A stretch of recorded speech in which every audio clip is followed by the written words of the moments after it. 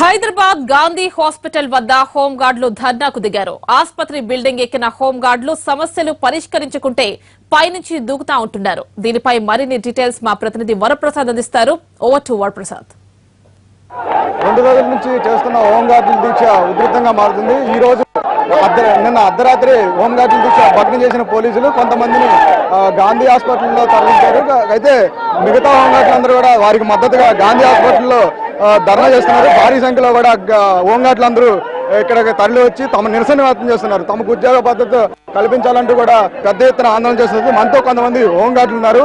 అసలు ఎందుకు ఈ ధర్నా చేస్తున్నారు అనేది వాళ్ళతో వచ్చాం. సార్ చెప్పండి, మీరు ప్రధానమైన ఏం డిమాండ్ చేస్తున్నారు? అసలు గాంధీ హాస్పిటల్ ఇక్కడ మీరు ధర్నా ఎందుకు చేస్తున్నారు? సార్ ఏం లేదు సార్, మా రిక్వెస్ట్ ఏంటంటే సార్ మేము 23వ తారీఖు సండే రోజున మేము అమరణ దీక్ష చేపట్టడం జరిగింది సార్. దానివల్ల మాకు ఏంటంటే రెగ్యులర్ చేయాలని చెప్పేసి మా ప్రధానమైన డిమాండ్ సార్. మాకు రెగ్యులర్ చేయాలి సార్. మాకు ఉద్యోగ భద్రత కల్పిస్తే మా హోంగార్డులు 2 రాష్ట్రాల 43,000 మంది హోంగార్డుల జీవితాలు కుటుంబాలు రోడ్డు మీద పడకుండా ఉండటానికి సార్ మా అమరణ దీక్ష చేస్తున్నాం సార్. ఇంకా సకినాల నారాయణ వచ్చేసి అమరణ దీక్ష చేయడం సార్. అది ఫస్ట్ వచ్చేసి మాకు ఈ ఉద్యోగ భద్రత కల్పించడమే సార్. దాని గురించే మేము ఈ చేయడం జరుగుతుంది సార్. ఈ తక్షణమే సార్ గవర్నమెంట్ మా మీద సానుభూతి చూపించి ఒక సైగా చేసి మమ్మల్ని ఇమ్మీడియట్లీగా ప్రకటించి అధికారికంగా గవర్నమెంటే ముందుకు వచ్చి మమ్మల్ని ప్రకటించాల్సిన అవసరం ఉంది సార్. మీరు చేస్తున్న దీక్షకి 2 రోజుల నుంచి చేస్తున్నారు, అయినప్పటికీ కూడా ప్రభుత్వం ఎలాంటి చర్చలకు కూడా పిలవలేదు. ఎందుకు? అందువల్లనే సార్ మేము అప్పటికీ కూడా మేము 2 రోజులు చేస్తున్నాక కూడా మాకు గవర్నమెంట్ నుంచి మా ఆఫీసర్ల దగ్గర నుంచి ఎటువంటి రెస్పాన్స్ మాకు ఏం లభించడం లేదు సార్. దానివల్ల మీకు రాత్రి మాకు 3-4 గంటలకు వచ్చేసి మమ్మల్ని అంత దీక్ష కూడా భగ్నం చేయడం జరిగింది సార్. మమ్మల్ని ఇప్పుడు అయినా సరే మీ గాంధీ హాస్పిటల్నే సార్ ఎన్ని రోజులైనా ఇక్కడనే కూర్చొని మేము ధర్నాకు సిద్ధంగా ఉన్నాం సార్. ఇంకా ముందు కూడా గవర్నమెంట్ దిగి వచ్చేంత వరకు మేము ఇలాగనే కొనసాగిస్తాం సార్. దాంట్లో ఎటువంటి ఏం లేదు సార్. ముందు పరిణామాలు డిస్టిక్ల నుంచి 31 డిస్టిక్ల నుంచి అందరినీ పిలిపిస్తాం సార్. పిలిపించి దాని గురించి ఇంకా భారీ ఎత్తున మేము దీక్షలు చేపట్టాల్సి వస్తుంది సార్.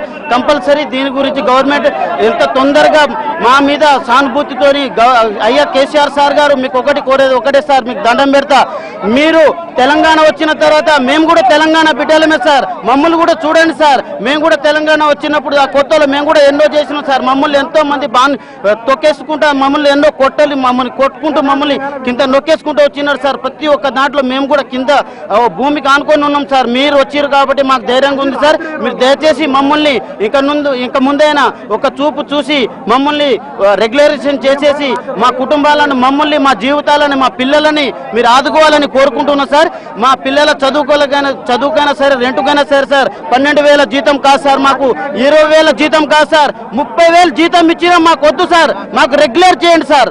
మాకు రెగ్యులర్ చేస్తే మీకు 10,000 దండాలు సార్. మా కుటుంబాలు బాగుపడతాయి సార్.